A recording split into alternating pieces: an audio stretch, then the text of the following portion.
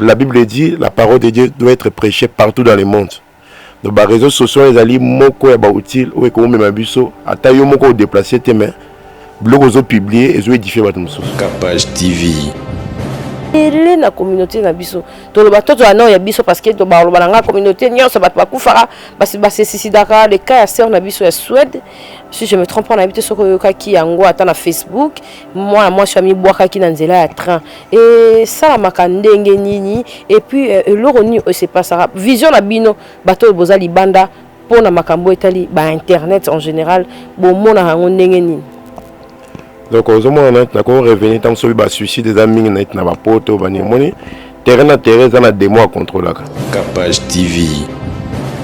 Puisque mission est allée en on a ko édifier côté dépeuplé en fer royaume de Dieu ton disama. Donc Capage TV. Quelque chose de bien simplement et nous pensons que Dieu va nous faire grâce et le peuple de Dieu sera béni. Papa n'est pas d'ici, il n'est pas de Kiel. Il est venu pour ce grand travail et j'ai l'honneur d'être associé à ce grand travail. Capage TV. Capage TV.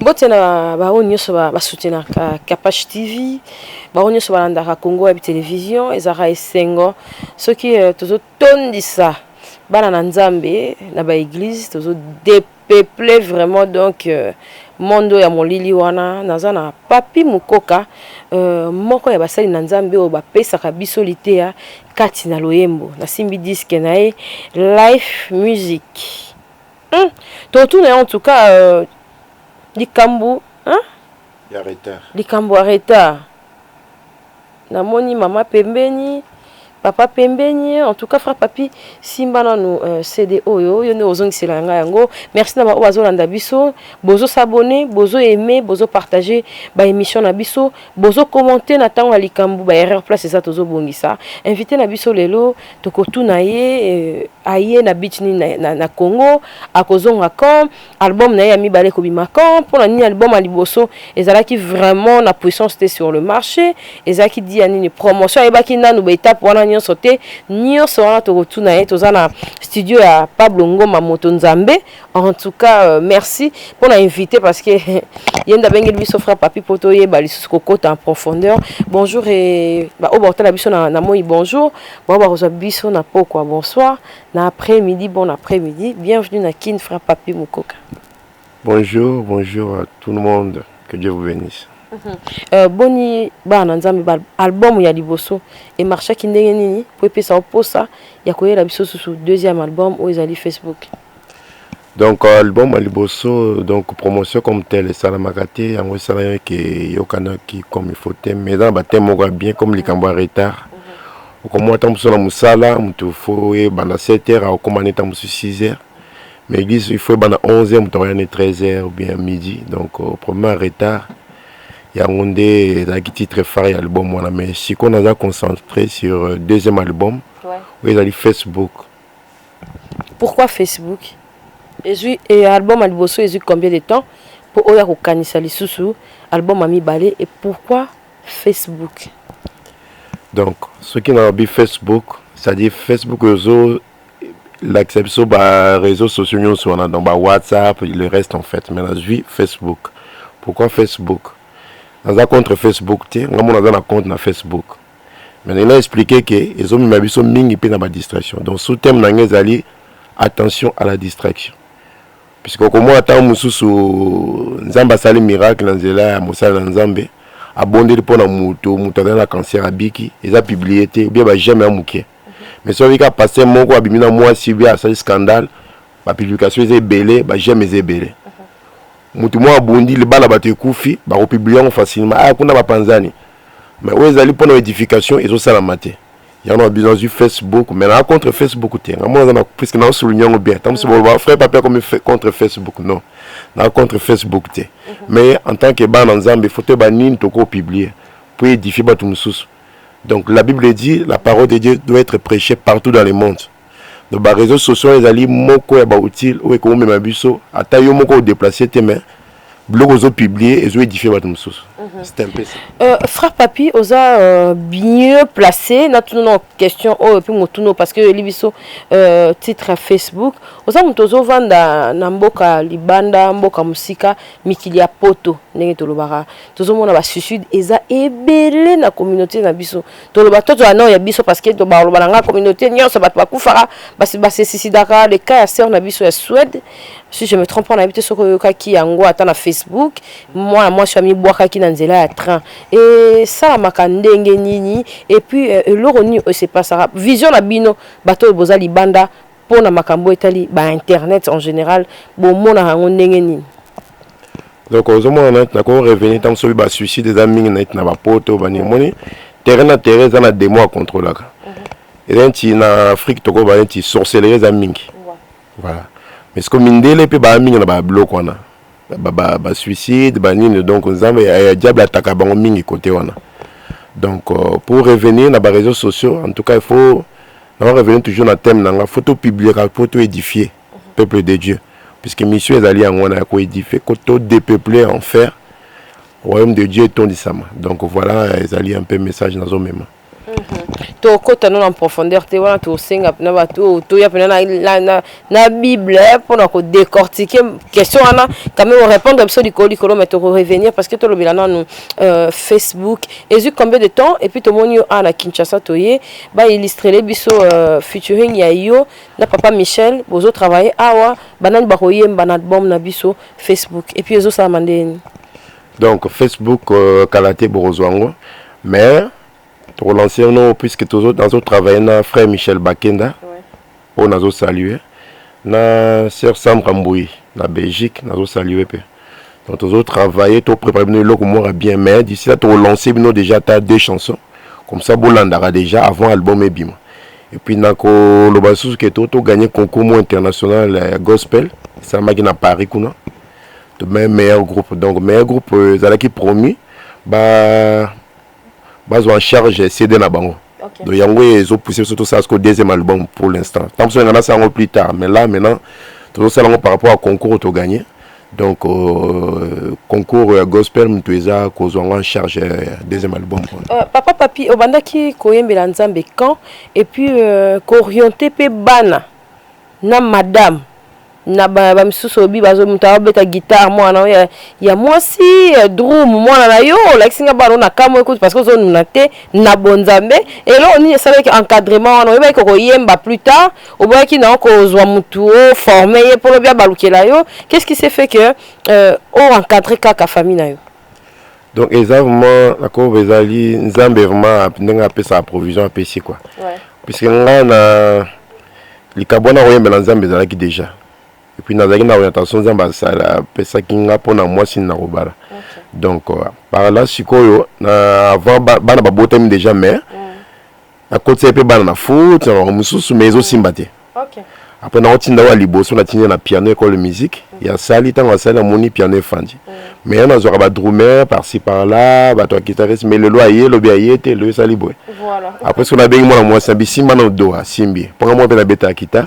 Comment initier guitare do comment qui n'est pas comment taper basse après soli guitare je peux ça mbolo guitare solo na bengo mususu azana 12 ans siko na initier solo comment peut yemba donc azo beta guitare azo yemba après ça rappelle ba voix après ça ba arrangement ba munyonso donc on mususu ya ça ce qu'on a 10 ans il y a ba no beta so ya na 4 ans na 4 ans beta déjà na culte ba adoration tout il y a des gars ba lout azo beta comme on est mendi.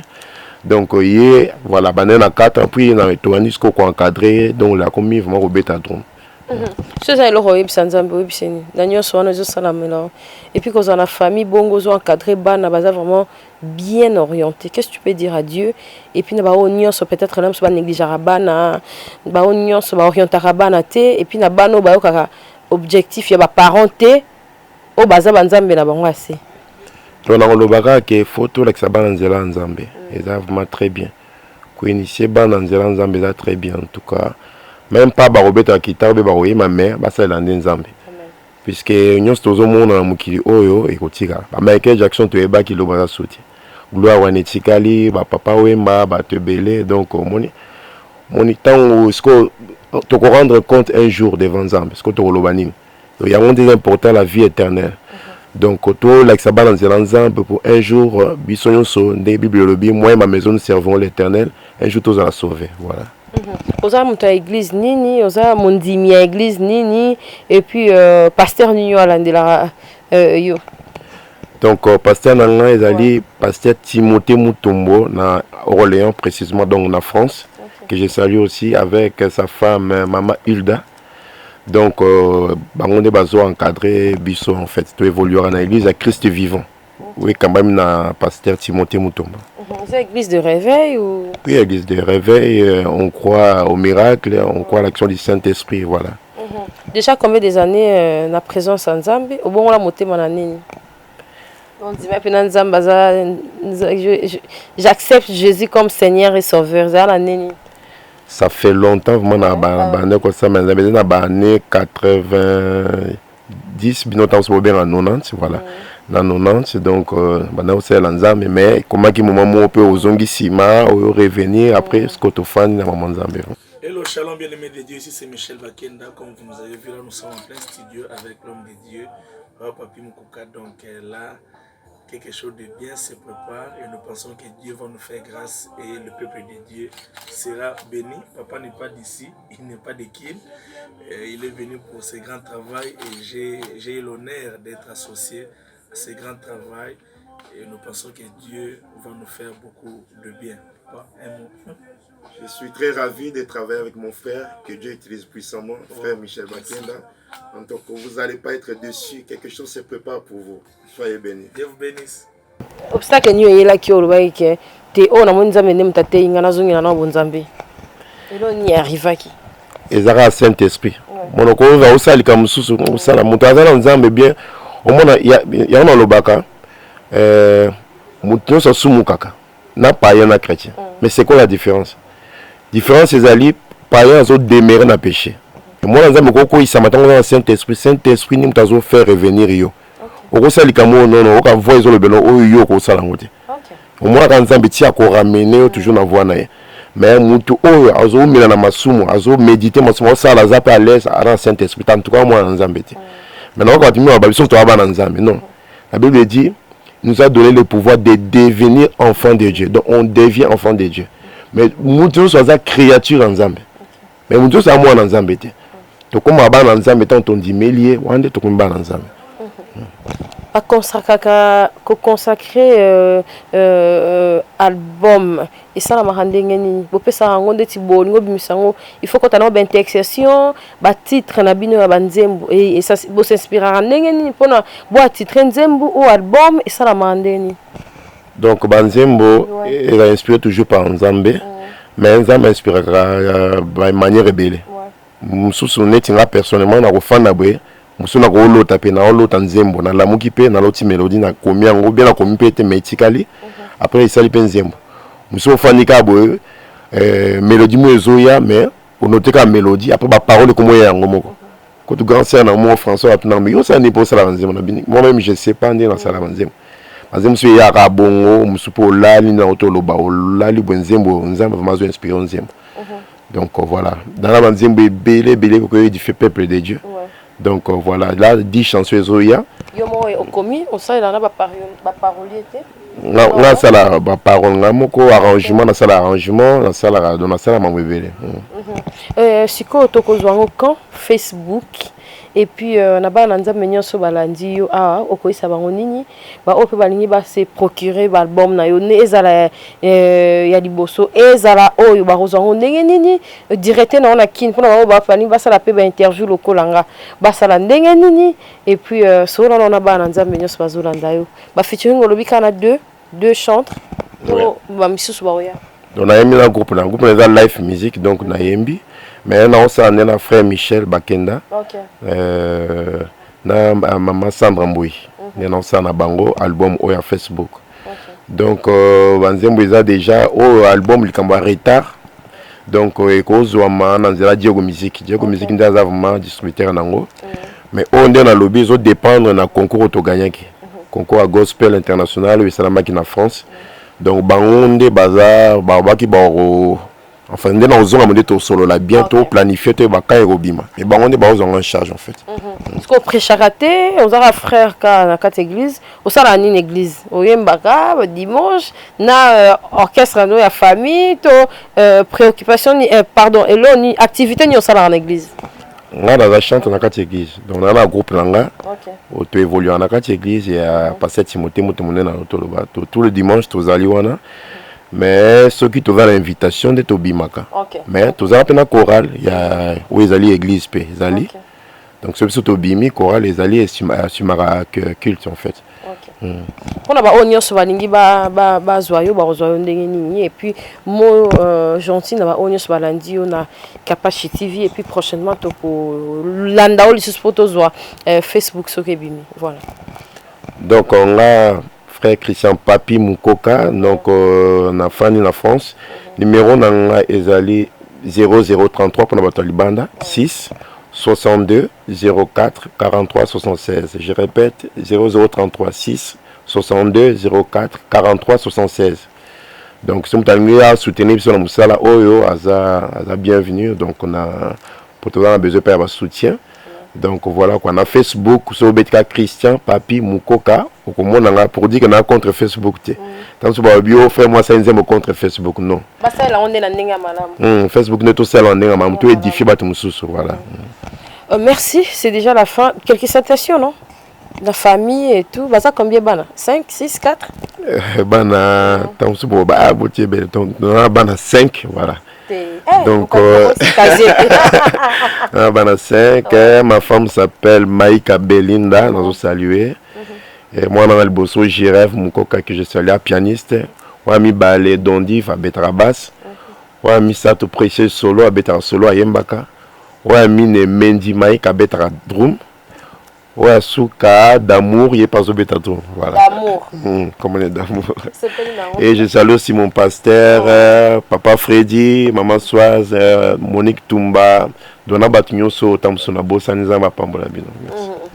Amen, papa Fachi, faut chama beaucoup na album papa et puis na ba onyoso alingara musala ya bana na nzambe. Merci on va que c'est juste de la panos tam ta orienté dans studio de la panos ta apôtre de la panos nzamba pambola mingi. Na faire Pablo en tout cas tout ça ne musala malam merci. Merci en tout cas artiste na biso apesi vraiment ma préoccupation na nyonso et puis apesi numéro na ye bobenga lokolanga bosala ba interview to pendant sa nzambe et osala biso bien. Merci à ma maman Martine Matondo, merci à CG Ursula Kaili, merci à la prise de vue l'œil du chef Martinez Tondo Zado Mané hein. Comment est mon Zado Mané, mon Mané Zado, mon Ninime, bien qu'on ait pas gagné na terrain. Merci en tout cas, merci à Pablo Ngoma pour l'inviter. À Benga pour l'inviter, vraiment c'est bien. Merci à la grande famille Mukoka, Mama, Bana, Binonio, sont aux occasion. Attends, na Panama, on a so capachaye, on a micro vraiment bête à et les cas bien parce que hasard est à la raté. Merci d'avoir au Balandi Bissou. Bye, à la prochaine. Au revoir. Capage TV. Capage TV.